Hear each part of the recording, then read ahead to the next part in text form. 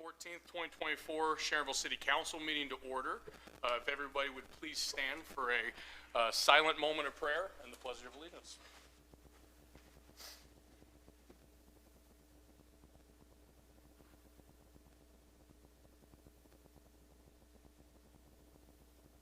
Amen. I pledge allegiance to the flag of the United States of America and to the republic for which it stands, one nation, under God, indivisible, with liberty and justice for all. Thank you. You may please be seated. Ms. Buhite, would you please do roll call?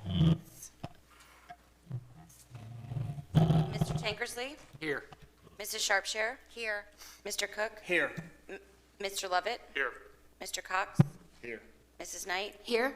And Mr. Schmidt? Here. And Mayor Hardman and President of Council Coulter are absent with notice. Thank you. Approval of minutes. Are there any corrections or additions to the minutes of the last meeting? Yes. Cox? For the, what was it? The resolution, I said no. Yes. And it was unanimous consent. It was marked on there. Yeah. Okay. I'll change that. I need to change that. Okay, Yeah. perfect. Okay. So no approval, I would guess. Thank you. Anything else? Okay. They will. Okay, we'll continue for approval on that. Reports and communications.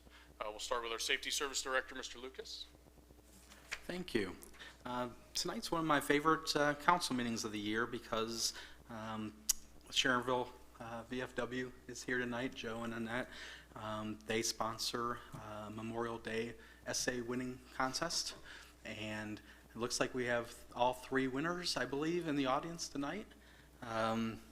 And so Joe and Annette's going to come up after the kids to say a few words, but I guess we'll just call the kids up and so they could read their essays. The Memorial Day ceremony, where the kids will also be reading their essays, is Monday, May 27th at noon at Patriot Point. So we have three winners, and I believe they're all here. So is Tosh Berry here? Hopefully I didn't really misspell or mispronounce that name too bad. Want to come out and up and read your essay for us?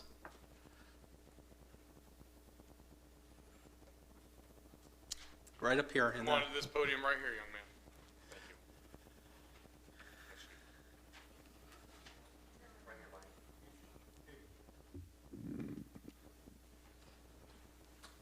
Did you know that there's a holiday on the last Monday of May called Memorial Day? On the 27th of May this year, we celebrate Memorial Day.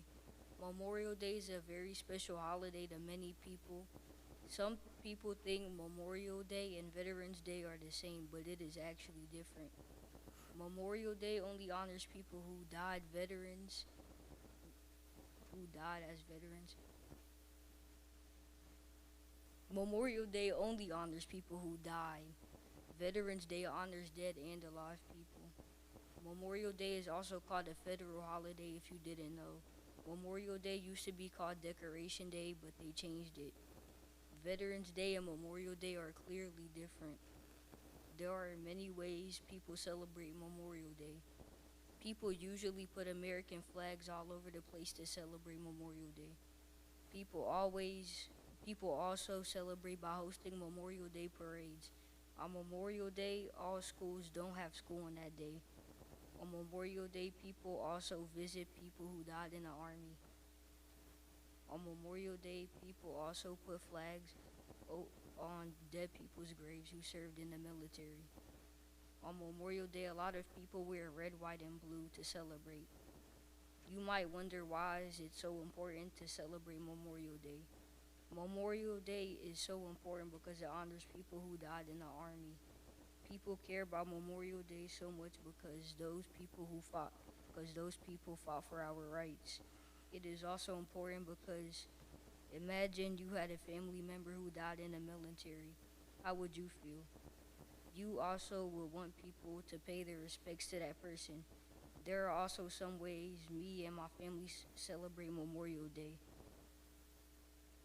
We sometimes celebrate Memorial Day by having a bunch of family members over and have a little celebration. On Memorial Day, me and my family also sometimes go to parades. I also wear red, white, and blue on Memorial Day to show my respects. My family and I find Memorial Day very special, and we appreciate the people who fought for our country and rights. In conclusion, Memorial Day is very important to me and many people. I'm thankful for the people who fought for our rights in this Veterans Day writing. I stated many facts about Memorial Day and reasons why Memorial Day is so important.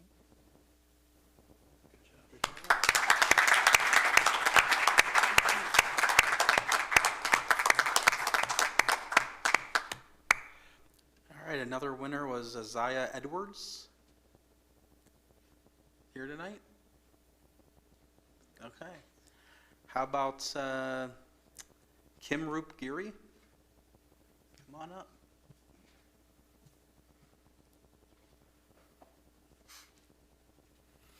Did you know that Memorial Day started because of the Civil War? So many more people died in the Civil War than in any other American war. Memorial Day is a really important day for America. Memorial Day is celebrated every year on the last Monday in May. Many people think Veterans Day and Memorial Day are the same, but they are not. Memorial Day honors military people who have died, while Veterans Day is for the living and dead people who have served in the military. Memorial Day was first called Decoration Day because people would go to their loved ones who died and decorate their graves. In 1967, Memorial Day was an official holiday. Then 4 years later, it became a federal holiday. There are many ways people celebrate Memorial Day. One way is that some people go to the cemetery and decorate with flowers and wreaths. The flag is also raised half-mast. Some people also tend to have picnics and barbecues. Also, people like to participate in Memorial Day by wearing red, white, and or blue. In some cities, they do parades, and some people also like to kick off summer by traveling on the weekend. At 3 p.m., some people have a moment of silence to remember the people who died for our country. Also, did you know that the flower red poppy is planted on Memorial Day? I think that Memorial Day is important. Memorial Day honors those who fought for our freedom and our rights and protect us. Memorial Day is important because if you are celebrating Memorial Day, you are also supporting the families of the veterans. Memorial Day is also important to celebrate because it shows pride in Americans. I don't usually celebrate Memorial Day, but I will wear red, white, and blue to support all the veterans. Also, I will have a moment of silence at 3 p.m. As you can see, in conclusion, I think Memorial Day is an important day to celebrate. Memorial Day is one of the most important holidays. Good job.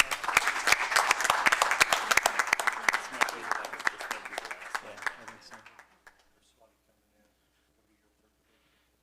Yeah, our third winner may be walking in right now, possibly.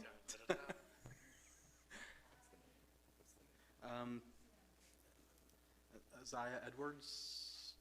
Okay. So we're just now reading the reports. Would you essays? Sorry. Would mind coming up and presenting yours as well?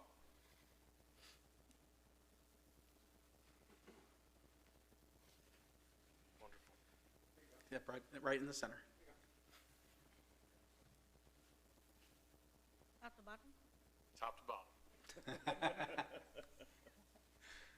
The purpose of Memorial Day is to honor those who have passed serving in the military or any type of war. Memorial Day is a holiday to honor and remember those who died serving and fighting for our freedom. Memorial Day was officially established as the national public holiday in 1868 by General John A. Logan. The holiday was originally called Decoration Day, named for decorations of soldiers' graves, but the name gradually changed until it officially became Memorial Day in 1967. Some people don't know the difference between Veterans Day and Memorial Day. Well, first, Veterans Day is to honor those who are alive and dead. On the other hand, Memorial Day is to honor those who have passed in any type of war or military stuff. Memorial Day is the last Monday of May. Because Memorial Day is a federal holiday, all banks, schools, and governments are closed. People celebrate Memorial Day by going to a parade. The American flag is shown at half-mast to show honor to those who passed, but then it is flown at full mast to honor those who are still alive and helping. At 3 a.m. there is something called National Silence. You have to be silent for 1 minute. People also spend time with family and friends, and of course people wear red, white, and blue. It is important to celebrate Memorial Day because if it wasn't for those who fought for our freedom, rights, and protection, our country would not be how it is today. I celebrate Memorial Day by praying and thanking those and going to parades. I also have a barbecue and have fun with friends and family. I think everyone should celebrate Memorial Day. The purpose of this research is to identify Memorial Day as one of the most important holidays.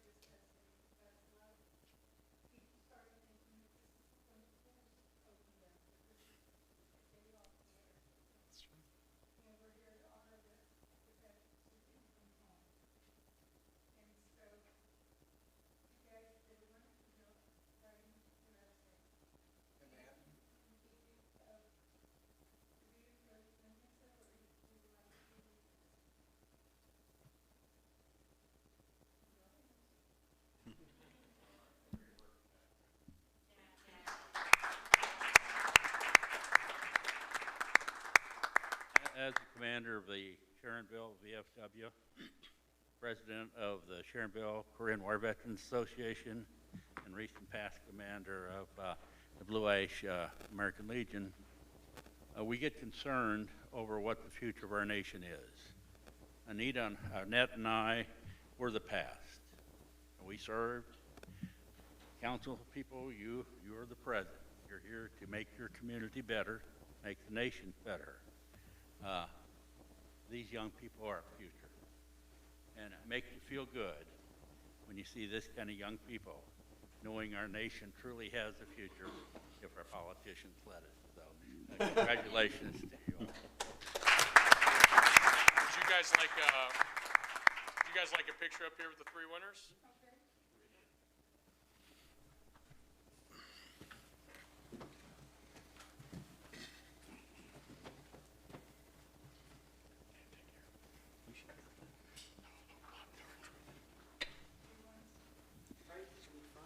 Right underneath the Sharonville sign, right up there. And you're all welcome. Please come up. I'm just going to get one. Yeah, that would be great. Can you move over just a little bit? Any closer? I think they're okay. Perfect.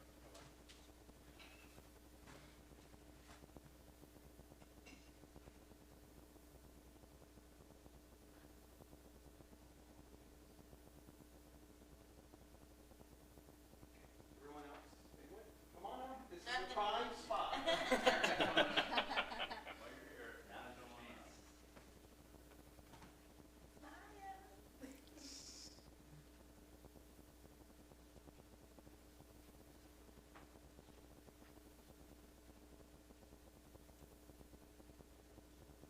Good job, you guys. Good job.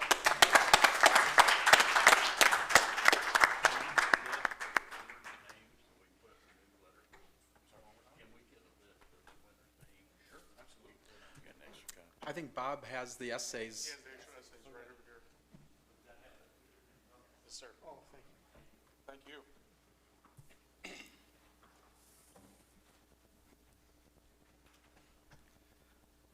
So we're going to continue our meeting. You guys are certainly welcome to stay for the remainder of the meeting, but don't feel obligated, okay? So, Mr. Lucas?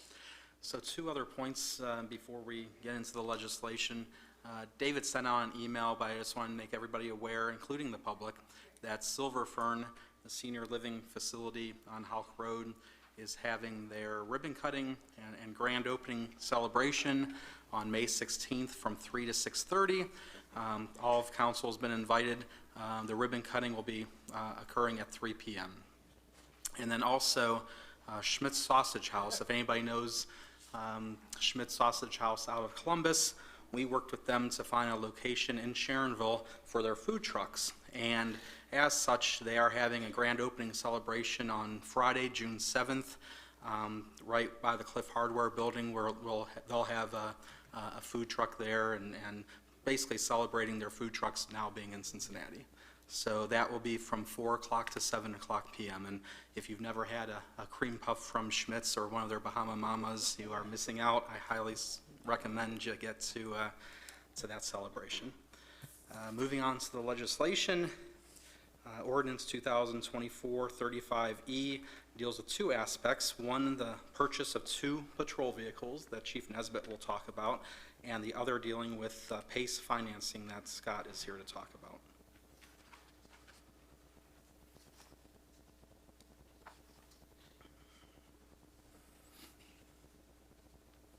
Thank you. This evening I'm here to ask for a new appropriation for patrol cars. This year, as in the last few, it's been very difficult to get patrol cars, and we have an opportunity to buy 2 that we had not planned on. And these cars fit into our fleet management plan, but we don't have funding in our budget currently to make the appropriation. In recent years, it's been very difficult to get fleet cars from Ford, and when we ordered the 2 that we just got, they were ordered in January of 23. So we're just now getting them about a year and a half after we ordered them. When we ordered the cars, the dealership we were working with from Central Ohio went ahead and ordered additional cars with the thought that they would be able to sell those vehicles. And since the likelihood of us getting the additional cars that we needed for this year is looking like it may be just as long a wait, we would like to go ahead and try and acquire the 2 extras that it looks like they're going to have. We're fairly certain they will have one of them, and they have said that they will most likely have the second. So if we could capitalize on the opportunity to get the cars, may delay or reduce the delay in turnover for our vehicles. And many of them are getting in high mileage. We currently use the hybrid model vehicles, and those vehicles, when they hit 100,000 miles, the warranty on the battery system expires. And if the batteries go bad, the car's basically of no use to us, since we can't use it for patrol or any other function, and the resale value would be low. So investing early will allow us to offset some long-term potential costs and kind of revitalize our fleet to something that should have been done had there not been long delays in deliveries, would have been done years past. For each one of the cars is about $55,000, and we're asking to get funding for 2. Any questions? Chief, Yes, sir. what's the difference cost-wise between the hybrid and just regular gasoline? I think it's around $8,000. It depends on how exactly the vehicle is outfitted. So that's the front-end cost of the difference between an all-gas and a hybrid vehicle. And the savings to the city is when we buy the hybrid model vehicles, they save us a great deal in fuel expense. They run probably 25% the amount of fuel consumption as a regular gas car does. Okay. So over time, the difference and more is saved. So there's a little extra up front, but in the long run, we save far more than it costs us. Okay, thanks. One question. The 2 vehicles, are they hybrids? Yes, I believe they're both going to be hybrid. We did have to buy for this year's model cars, because the hybrid ordering window did not open as anticipated, we did order 2 gas vehicles. But these additional vehicles should be what was ordered when we first placed our order, so they should be hybrids. But I'll be honest, we'll take what we can get if we get funding. Hybrids do fit into our model, but we are in need of vehicles to offset potential costs that happen due to equipment failure.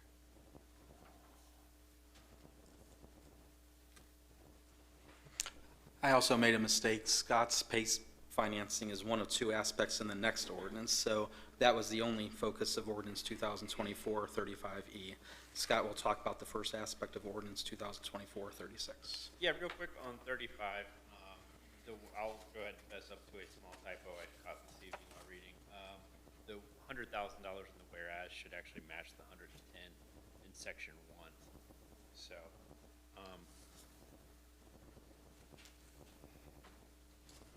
but other than that, yes, that just appropriates additional dollars in our 401 capital fund and authorizes the purchase. Ordinance 2024-36, there's 3 items going on in that. First is the appropriation of $65,000 that's split between our 401 capital fund and our fire fund for the purchase. Scott, just talk about the PACE, because Michael and Dan will talk about the other aspect. That's for the purchase of what those guys are going to talk about. The other 2 items in that ordinance are, first of all, it's in the 509 fund, the PACE Energy Fund, appropriation of a little bit over $21,000. This is to remit PACE proceeds that come in through our tax settlement onto the PACE Lending Company. These are assessments that were made for energy improvement, HVAC or solar. This particular improvement was up at one of the Summit Woods buildings. We had an off-cycle settlement that came in at the very end of last year, and we didn't pass it on until this year. And that kind of ate away at some of our appropriations. And so we need to kind of backfill that so we can pass along this assessment to the lending company. Similar is the Anchor Properties. Just last meeting, we actually appropriated for the 451 fund, Anchor Properties, Butler County. That TIF, that is the TIF that's up there next to the Starbucks and the dental office, along with some other office space up there. The Butler County TIF had not generated proceeds before pilot, and we're simply responsible for collecting that and passing that on to the developer. So we created that fund and appropriated the money for the Butler County TIF. What actually happened here with the Hamilton County TIF, and the reason that we're asking for additional appropriations here is last year that TIF generated about $23,000, and this year it generated about $33,000. So this is just kind of covering that gap. The Hamilton County tax settlement came in a few weeks after the Butler County one. So this just gets those proceeds in line to pass those dollars on. Any questions about those? Thank you.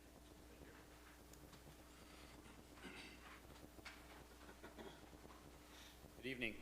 Last council meeting, I presented my report to council, and one of the things I highlighted in that meeting was a medical emergency that we had, unfortunately, at the building at the end of last year. The chief will touch on that here shortly. But as a result of that medical emergency, we did have Mobilecom do an assessment on our facility to determine radio functionality and connectivity. So that assessment came back. We noticed that about 78% of our building, the top and the bottom floors, were deficient from radio connectivity for emergency responders. So tonight we're asking for additional funding of $65,000 to purchase as well as install the radio functionality antennas for an ERRC, Emergency Radio something system. I can't think of the other R. Repeater system, yeah. So once approved, if it's approved as such, we will begin work on the installation of that system. And Chief can talk a little bit more about it because I don't know a whole lot about it. I'll try not to have my eyes glazed over while we talk about radios. So the long and short is all the emergency communication radios are what we call 800 megahertz. So it just so happens the fire are green, the police are black, but ours have to be higher rated for fire and water resistance, but they all work off of the same trunk frequency. So when we talk on this radio, if I talk on this radio right now, it is not going from here to Chief Nesbitt. It is going from here to a tower. The nearest tower to us right now is Mount Healthy. That tower is basically magnifying that and then sending it back to Chief Nesbitt. And the reason it does that is that way we are able to talk over long distances. If I'm on the same talk group here as somebody in Columbus, it will find tower within that group. And so that's what allows us to communicate with our dispatch center, which is actually physically located on Hamilton Avenue, and allows us to communicate then with other fire apparatus, other police agencies. So we have found within the rec center that the radios we don't have enough signal strength to get to the tower. So that basically makes the radios inoperable. We're assuming this happened 22 years ago, was the expansion? Who's counting? 26 years ago when the expansion happened. And as Michael pointed out, this was found out when we had a medical emergency about a year ago. So, and then after some discussion with administration and law committee, since this is a public safety issue and a city-owned vehicle, the fire fund will pay for half of the mobile comm bill and then the general fund. If anybody wants to hear any more about 800 radios, I'll be happy to tell them more.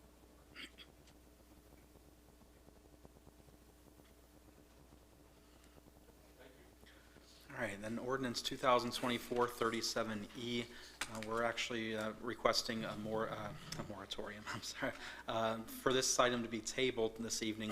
There's a relatively new Ohio Revised Code section and case out of Franklin County that Casey's been researching, and they're kind of linked together, and Casey can talk a little bit more about why we're recommending that this be tabled this evening. Sure. I'll try to be brief for the sake of Terry's minutes. But vape legislation has been kind of a hot topic in Columbus for the last couple of years. Governor DeWine's been pushing for more regulation, where the legislature has been pushing back some. Came to a head when the legislature overrode the governor's veto, and the Ohio Revised Code section referenced in the ordinance was passed. When that was due to go into effect, a group of city solicitors got together and sued the state of Ohio, the Department of Health, in Franklin County Common Pleas Court, and basically we're asking for an injunction from that ordinance being applied to their cities. The judge did grant a temporary restraining order, and that's the information I had at the point at which we were in law committee. And so I was basically asked to draft something that would allow us to enact this moratorium in light of the fact that the temporary restraining order could go away.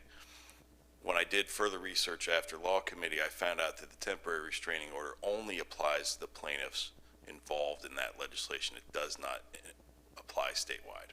And so that's why I reached out to Jim and I recommended that for the time being we table this motion, actually refer it back to law committee.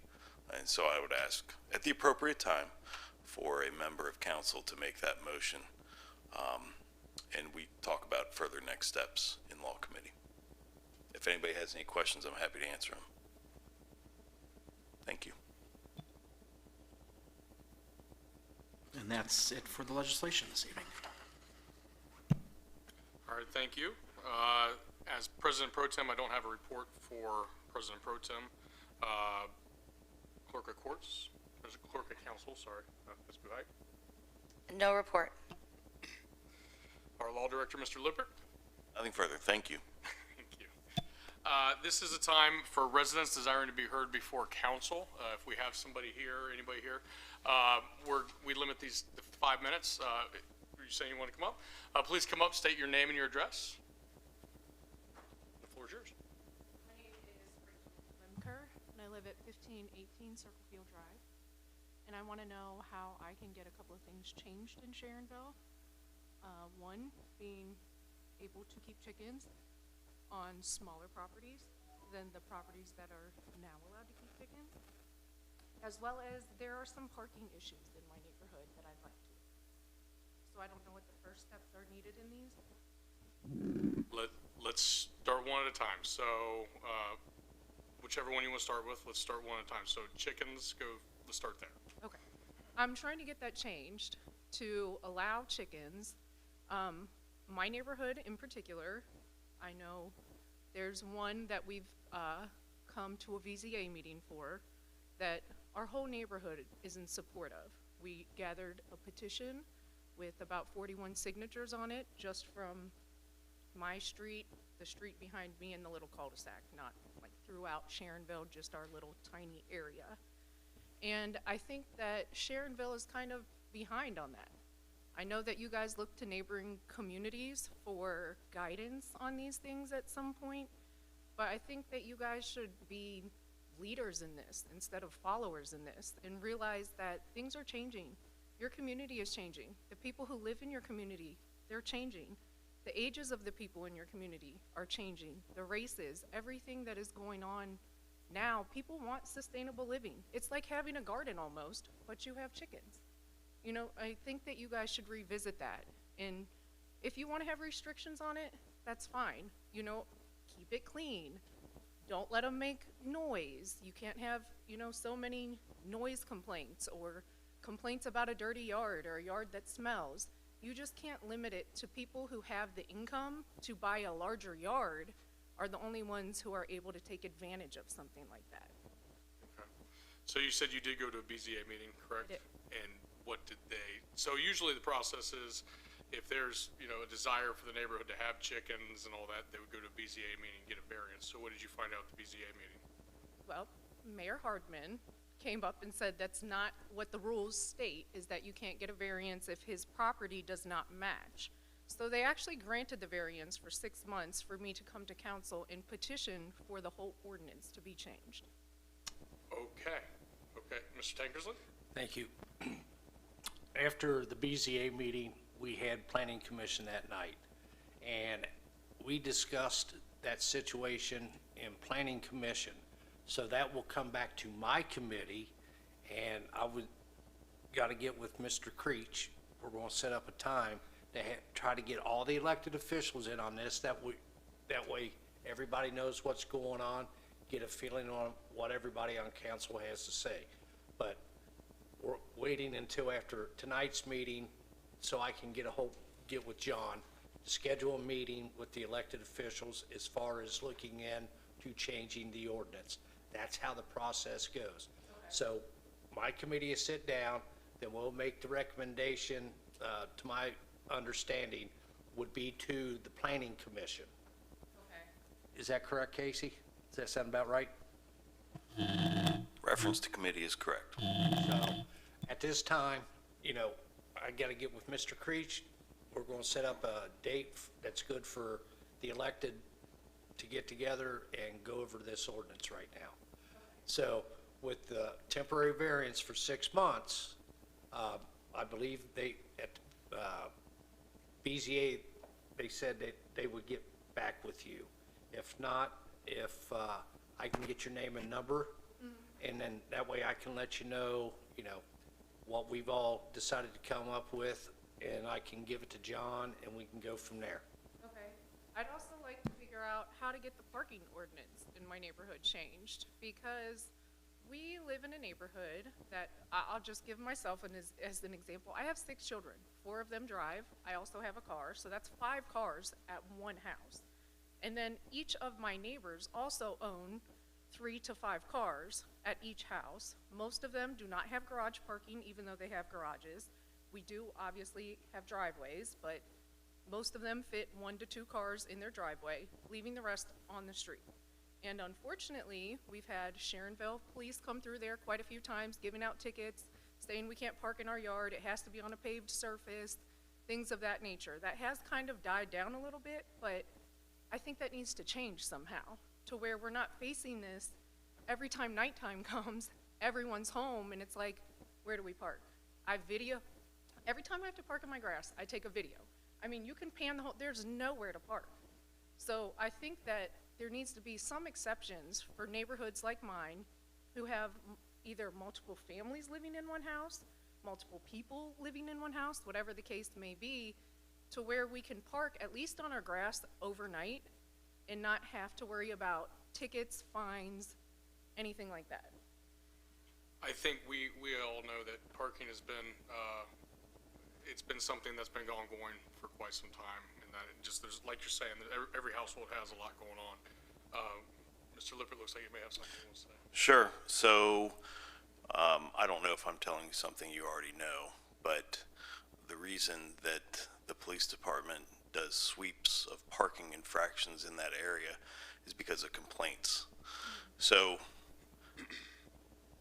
I can understand your desire to have less enforcement, but not all your neighbors share that desire, just so you know. Well, I want to see how many people of the same people are making numerous complaints. Because if you come to my street and you ask any of my neighbors that live directly on Circle Field, they're not going to complain because they have nowhere to park. Now, if you go to the people who live on Fond Vista, who walk their dogs around our street, and they don't have problems parking on Fond Vista, they don't like if the sidewalk is blocked and they can't walk. I don't know if they're complaining about them being in the grass for sight issues or something, but 99% of the time, people aren't parking in their grass all day long. They're parking in their grass overnight after they come home from work because there's nowhere else to park. I mean, I don't really know what to do in that situation. If you have 3 people out of my neighborhood that complain because they walk all the time, and I understand walking is an issue and you want to be safe when you're walking. I have 6 kids. I don't like taking my stroller around cars that are on sidewalks and stuff. At the exact same time, though, we are in a position of like, what do?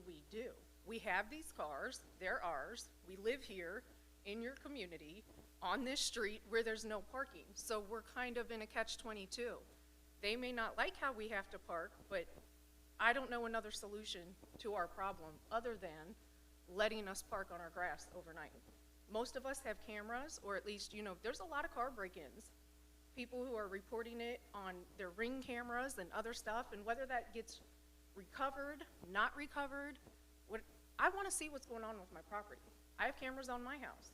I have daughters that I do not want walking from around Fond Vista at 11:30 when they come home, 12 o'clock when they come home, to walk to the house in the dark when my kids literally thought they found a dead body on my street one day. And it was a drunk man, passed out, that the paramedics were having a hard time waking up. It's just, there's too much that goes on in the world now. For them to be alone, walking in the dark, because someone doesn't like the way a car looks on grass, or because someone had to take an extra 1.5 seconds to walk around someone's car so it could actually fit 2 cars in the driveway. All I'm saying is that there has to be a better solution other than people are complaining and what can we do for you? Because the rest of the people who aren't complaining are kind of screwed in this situation. It's where do you park? There's nowhere to park. Or you're gonna get a ticket. I've had numerous neighbors get tickets and have to go pay that for parking on the grass when there's nowhere to park. I find that extremely unfair, extremely unreasonable, especially knowing like the police who come into our neighborhood, they know there's nowhere to park. Anyone who comes onto my street knows there's nowhere to park. I can't even have people at my house the way I want to because there's nowhere to park. So there has to be something better as a community that can be done, maybe even in our neighborhood that can be done.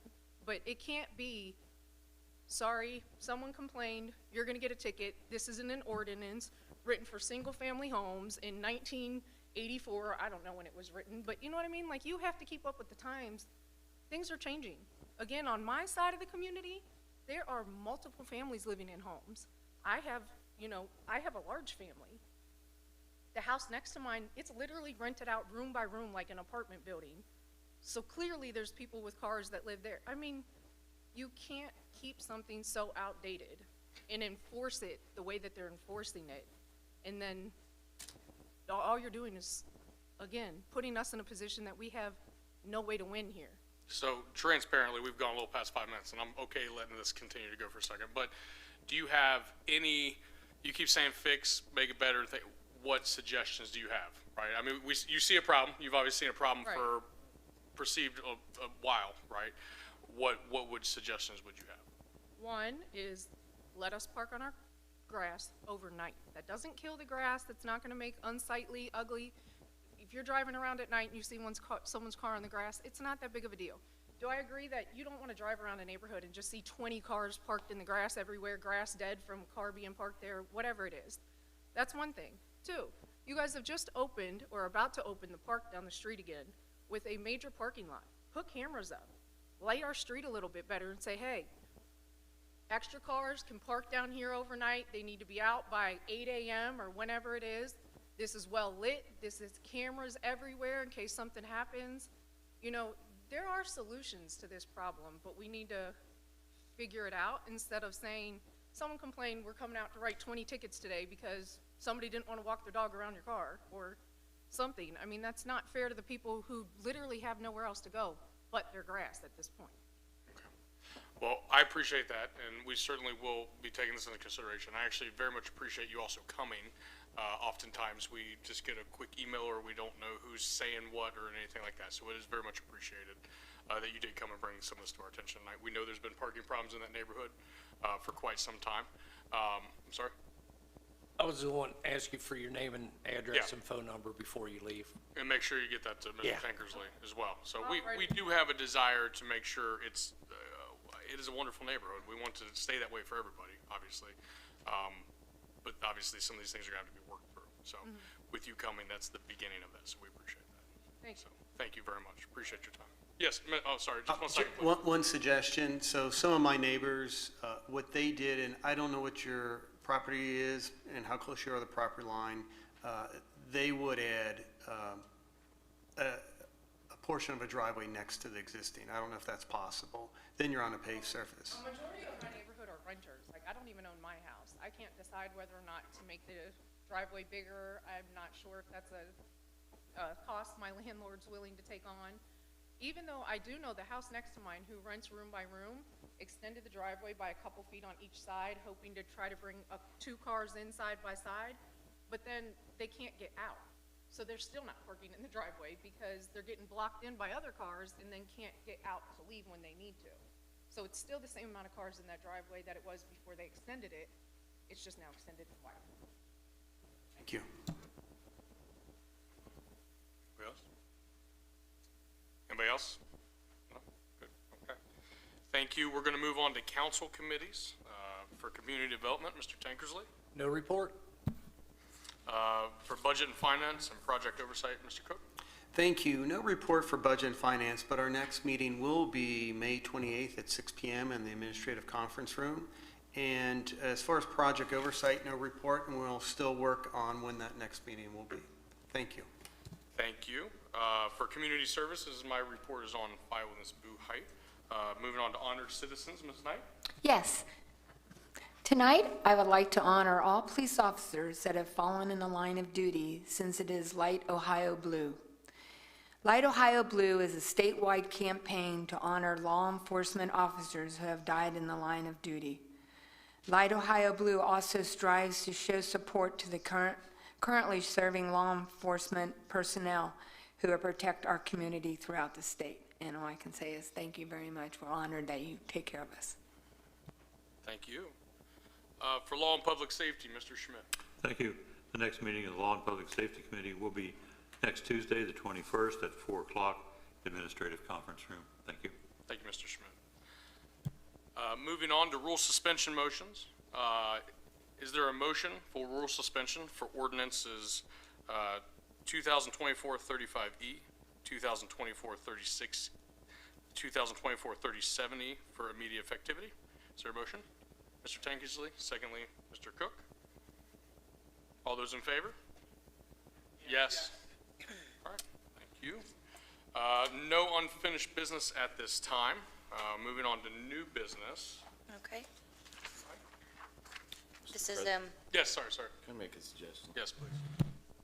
Just before we move on to new business, could I ask council members for 2 motions? One, to amend ordinance 2024-35E in the manner that Mr. McCann suggested, correcting the typo and then the second to table 2024-37E. Okay, so. And I think there should be two separate motions. Okay, so do we have a motion to correct 2024-35E? Mr. Tankersley, Mr. Cox, just all in favor? All those in favor? Yes, okay, wonderful, thank you. And you said 37E, correct? Yeah, I was looking to have that table. And is there a motion to table 2024-37E? Mrs. Sharpshare, Mr. Cook? All those in favor? Yes, thank you. All right, now, no, you're good. No, appreciate it. Now we're moving on to new business. Ms. Bouvet? Okay.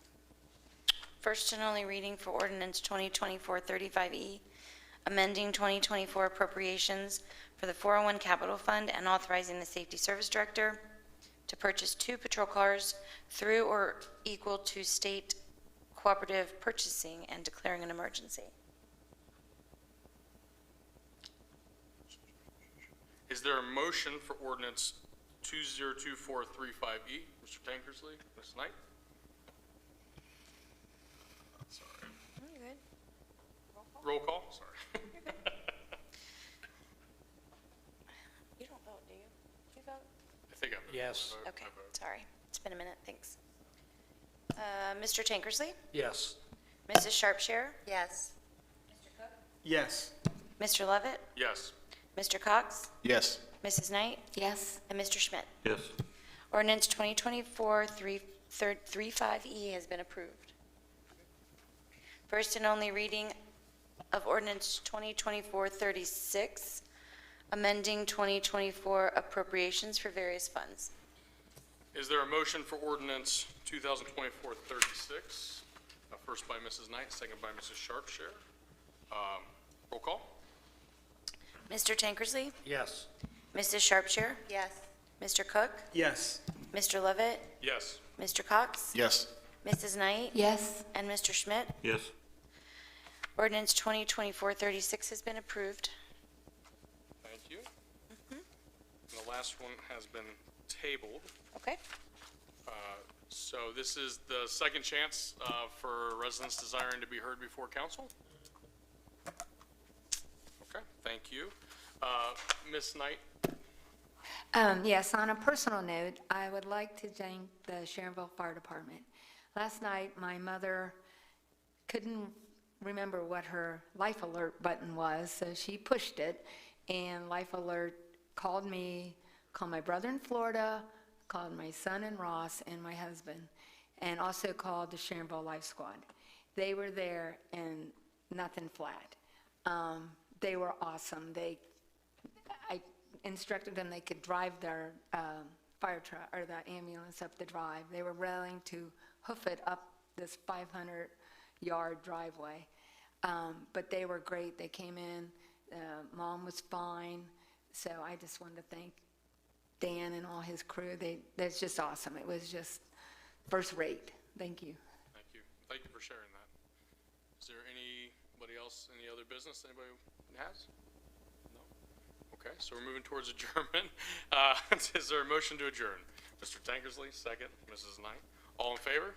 Yes. Roll call. Do we need to roll call? No, voice vote. All right, we are adjourned. Thank you very much.